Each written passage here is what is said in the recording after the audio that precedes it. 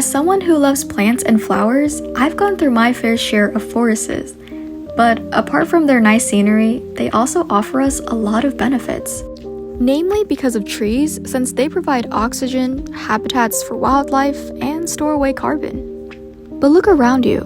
Have you noticed that construction has been increasing? Most of it is probably for houses or apartments or even stores. And that's natural since your community is growing.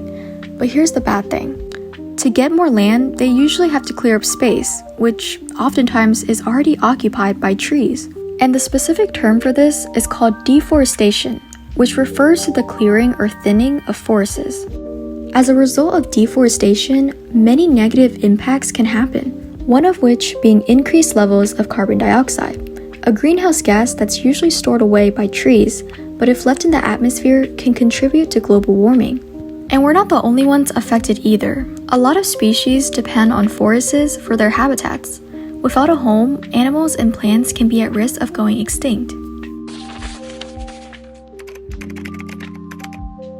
As of right now, there's policies such as the Roadless Rule and the Endangered Species Act that exist to protect our forests and the wildlife that rely on them for habitats. As the name suggests, the Roadless Rule prohibits any construction and reconstruction of roads and timber harvesting on areas that are categorized as National Forest System land. On the other hand, the Endangered Species Act provides protection for fish, wildlife, and plants that are listed as threatened or endangered.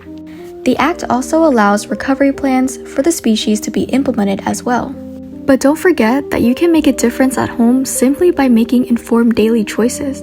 Small changes like avoiding single-use packaging and choosing ethical or recycled wood products can help in the long run. So what are you waiting for? Join the movement to protect our forests, because without them, there won't be a future. Say no to deforestation and yes to life.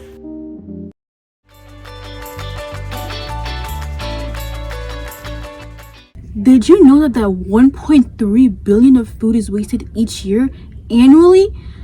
Wow, that's a lot of food I could have ate. Anyway, it's almost 1/3 of food produced for people to eat. Wow, that's a lot of food being wasted. So you might be wondering, what causes this waste? That's a great question actually. A lot of it comes from how we shop and how we cook. Many people buy more groceries than they need. This is often influenced by promotions or just following celebrities' lives. We also cook too much food or put too much food on our plate that end up not finishing it. As shown in this clip, even our school contributes to food waste every day. 5,300 tons of food are wasted annually. Let's do better, Wildcats. Now for the fun part. How can we stop food waste and better our environment and make Mother Nature happy? There's actually several actions we can take to help reduce food waste. Step 1. Plan your meals. Before going shopping, think about what meals you want to prepare for the week. Number 2. Understanding expiration dates. Not all food will go bad immediately after the sell-by date or the best before date. Check signs of spoilage before throwing it out. 3. Make sure to store fruits and vegetables in the right places to keep them fresh for longer. By being mindful of these 3 simple steps, we can help create a more sustainable future for ourselves. Reducing food waste is not just about saving money. It's about taking care of our planet and making sure that everyone has enough to eat. So let's do our part to reduce food waste, not just in our homes, but also in our communities and in school. And remember, don't toss it, save it, waste less, save more.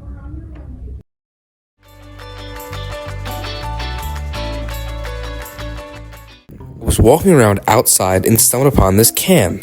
Whoever left this here must have been unaware that this soup can will take decades to decompose and can leak harmful chemicals into the environment. This is very bad for the environment, which is why I decided to take it and repurpose it for a better cause. I decided to plant a flower inside the can, and I started by cleaning the can and removing the paper from the outside.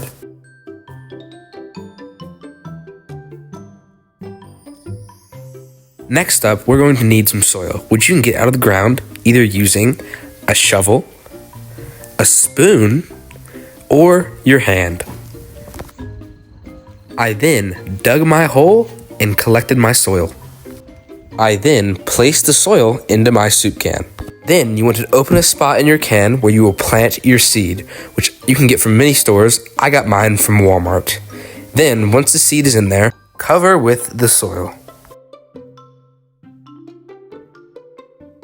Then you want to water your plant, like so.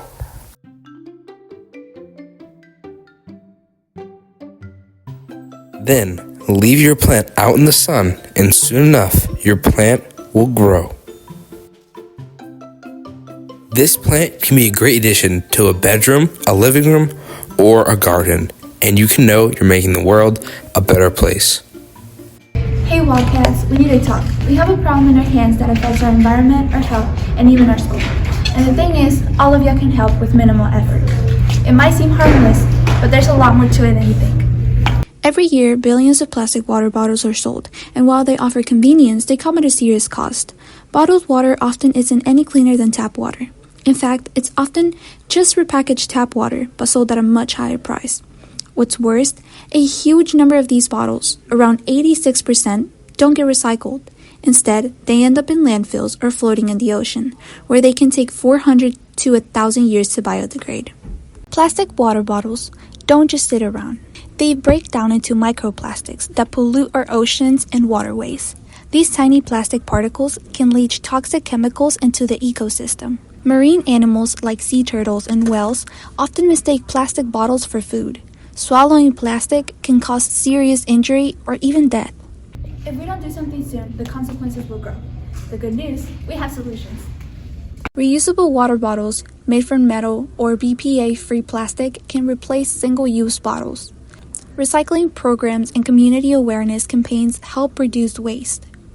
Some places are even passing laws to ban single-use plastics.